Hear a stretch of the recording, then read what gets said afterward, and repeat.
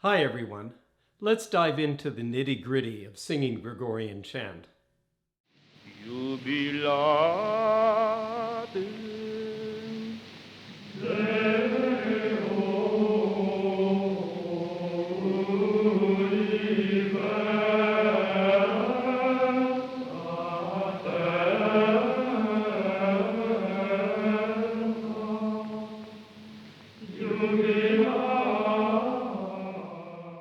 ChantHacks with Mark Emerson Donnelly.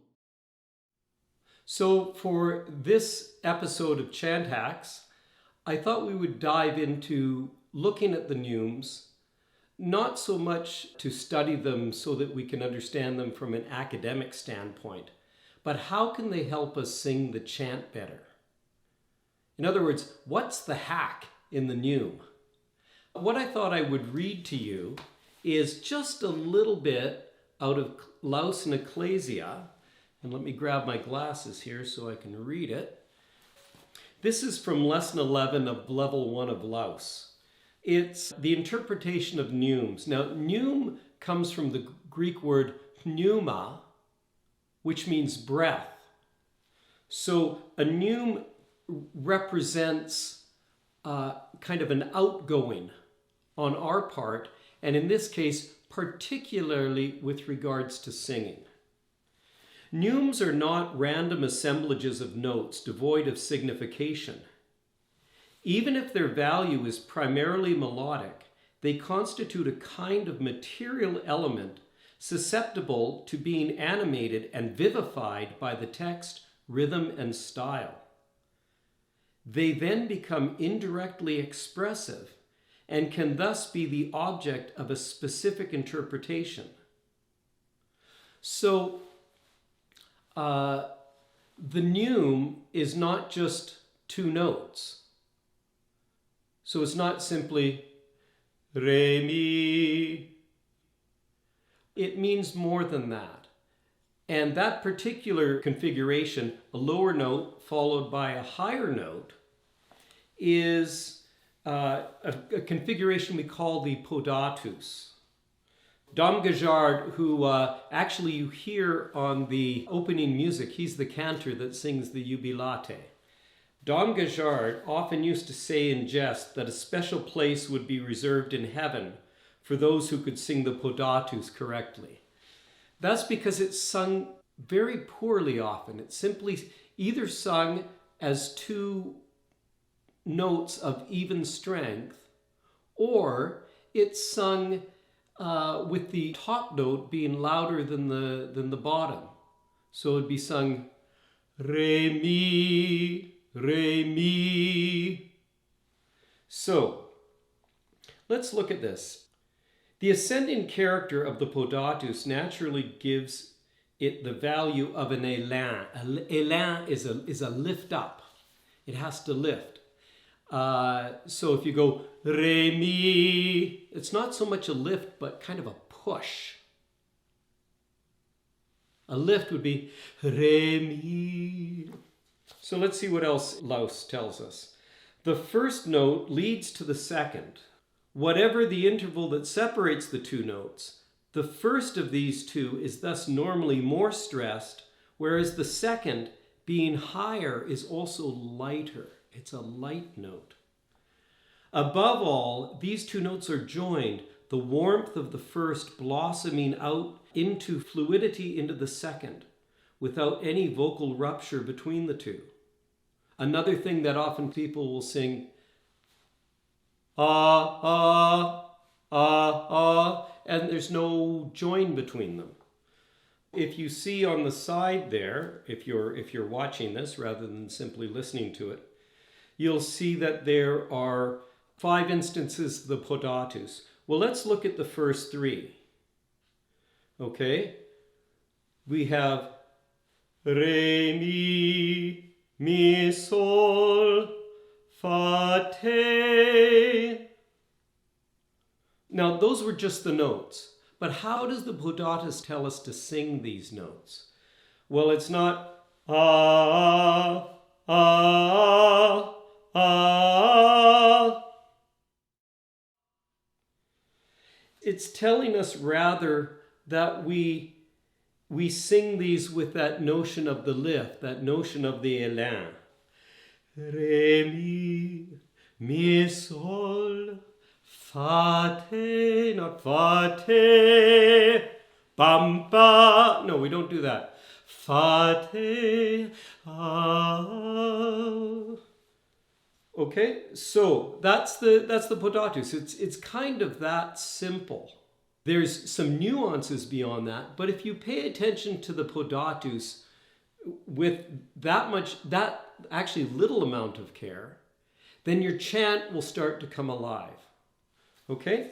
We now also have the Podatus, not only by itself, but with some added signs.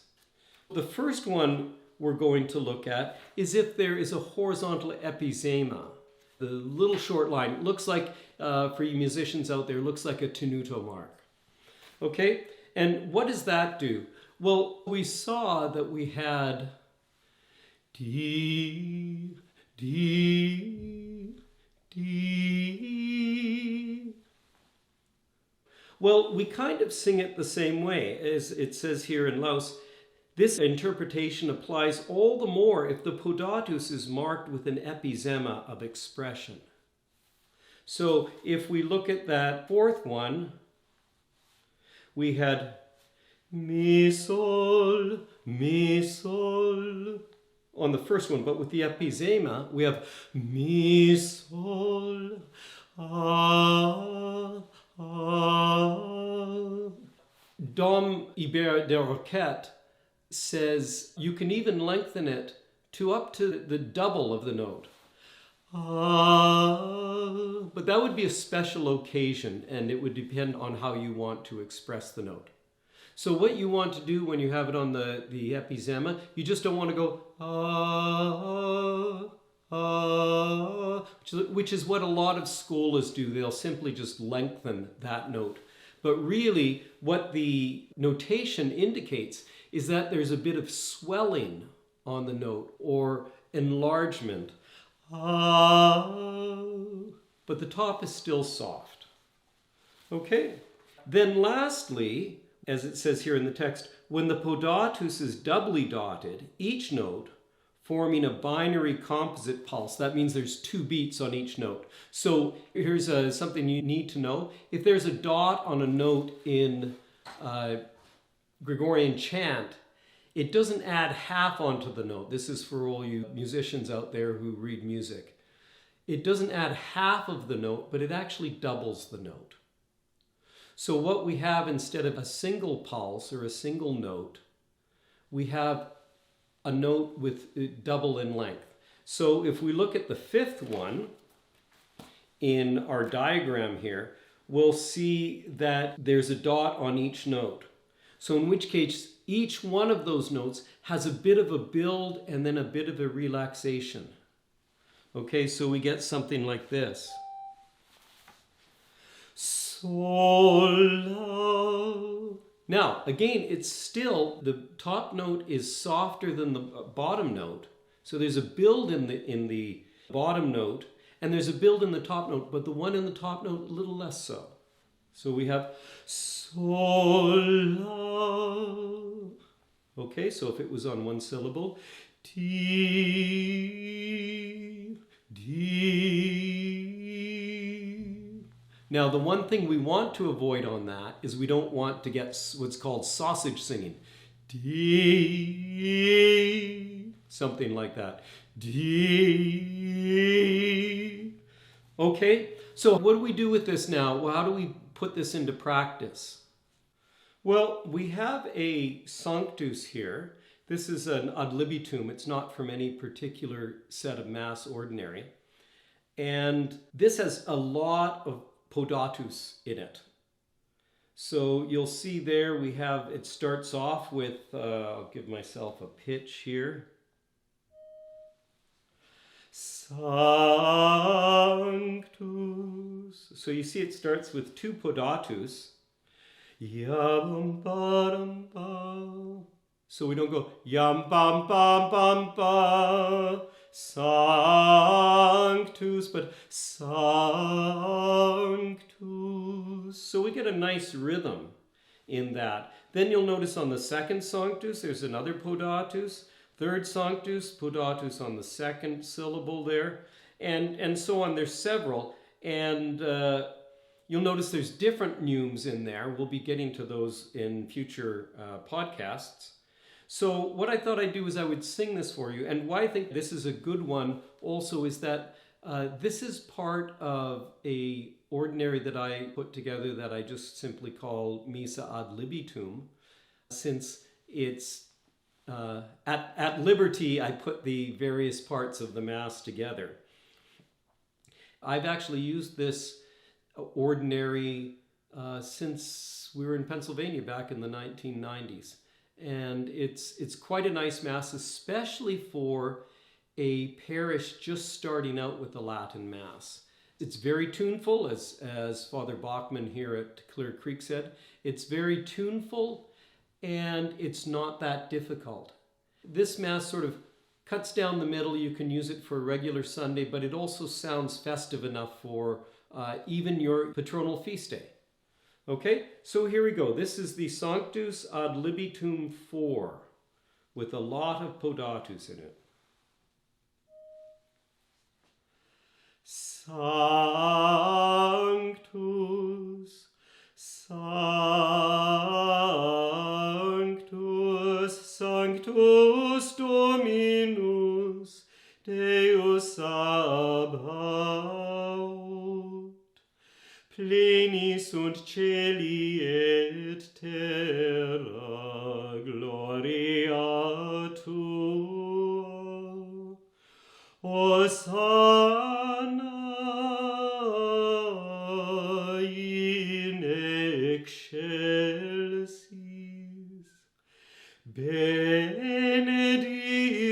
qui venit in nomine Domini. Hosanna in excelsis.